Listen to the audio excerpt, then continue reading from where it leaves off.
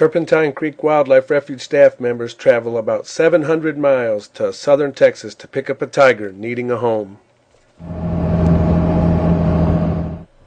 Colby the Bengal Tiger lived in this rural part of Texas behind a garage or a building. Here's the building, and his cage was between the trailers there behind him.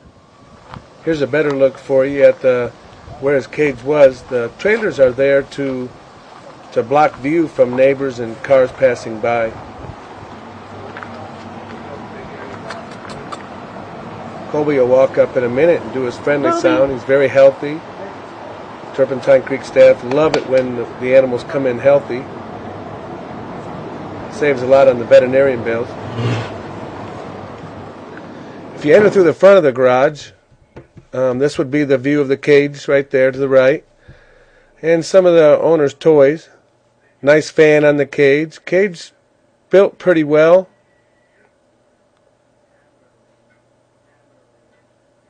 Good 360 shot of the barn.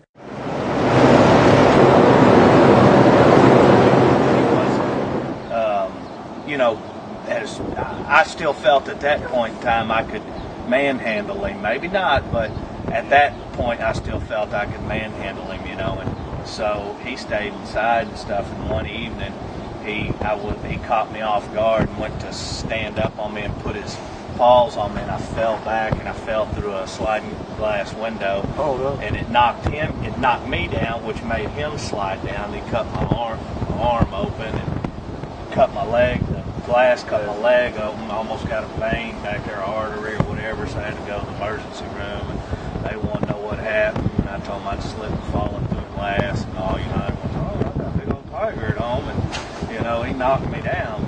But I hadn't had any incidents with him, but I've always, used. It's a wild animal. You're not gonna. It's not a toy. You don't parade him around like, That's, where did you originally get him from? There's a place over by Intercontinental Airport here in Houston. It's called S&S Exotics, and I don't know if y'all have ever heard of them or are familiar with them, but it's a pretty rough individual group of people. Probably, I'm just thinking this of my own, but they probably do some heavy drugs over there, and they don't really care who they sell to, and this friend of I had a mountain lion, and I'd had him many years, and he had passed away, and a friend of mine decided he's going to go buy me a new cat, and he buys this cat, and he's like, I got you a new cat. He's got different colors on it, though. I'm like, Walter, this cat's going to get extremely large compared to that mountain lion, cougar, and so he bought him, and you know how much he paid for him? $1,500. $1,500? $1,500. And I had him at home for the 3 years, and I've got this boy who still works for me to this day. He grew up in my neighborhood. He's been the only one other than me that's handled him, and when I would go out of town and stuff, he'd take care of him. Well, he let him out a little bit early on one evening on a Sunday on daylight savings, and the only people that didn't know about him was the people directly behind me. Everybody else knew about him, and so they saw him. And the next day, I'm out watering the flowers and stuff at the house, and I keep seeing this Tahoe driving down my street. I can tell it's law enforcement, and so I finish what I'm doing, watering the flowers and all that. I got my truck over there sitting out on the street, and so he doesn't come down the street for a couple minutes, so I go get in it, and I duck down, where he can't see me. And here he comes again, and he stops in front of my house this time. So I jump out, and I'm like, you need something, And he's like, oh, no, I'm just lost. I'm like, yeah, I see you're lost. Don't you got a bunch of radios there in the floor and all?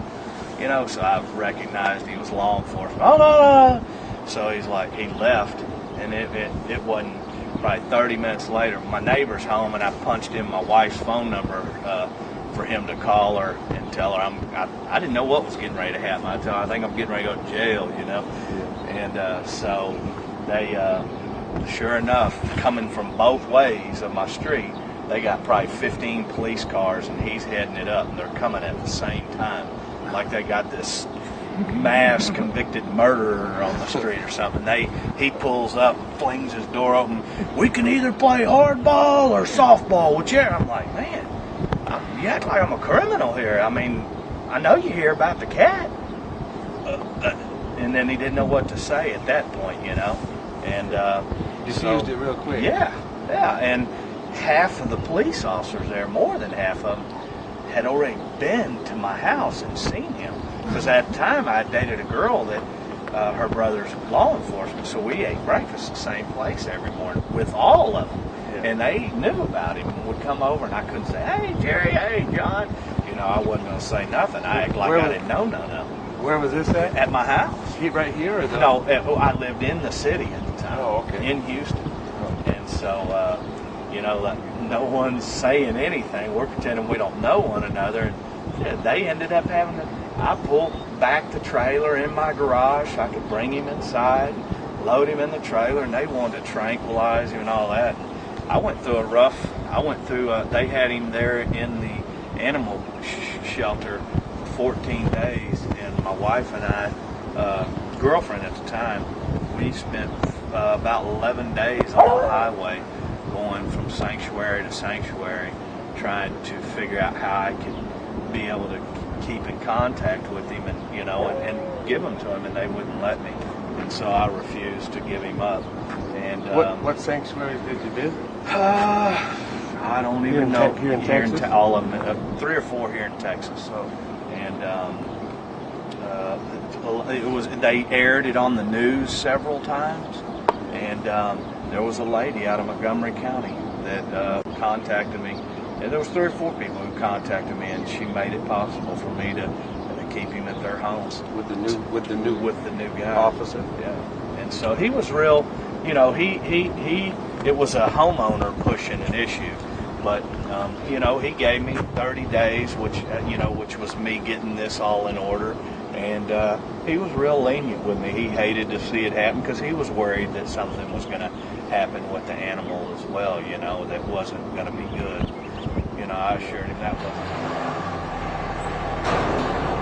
Yeah.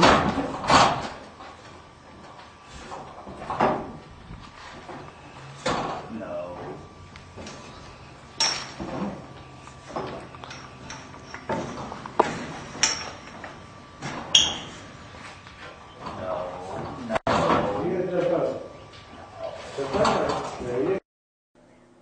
Kobe's previous owner watches as we back the trailer up adjacent to the cage to load him into the back of the trailer. You can see the door here. He's going to run through the gate right here to the left, and all he has to do is go through that gate and jump in the trailer, which he did so quick I couldn't even get video of it. Here's a shot of the back side of the cage where he was housed there in Texas. Here's a great shot of Kobe in his cage. And here's a shot of our truck as we wait over 2 hours for the veterinarian to come. The veterinarian has to sign health certificates for the animals before we can travel.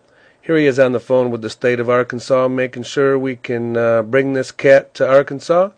And here's Kobe watching as we get ready to shut the sides to the cage. Visit Turpentine Creek online at www.turpentinecreek.org.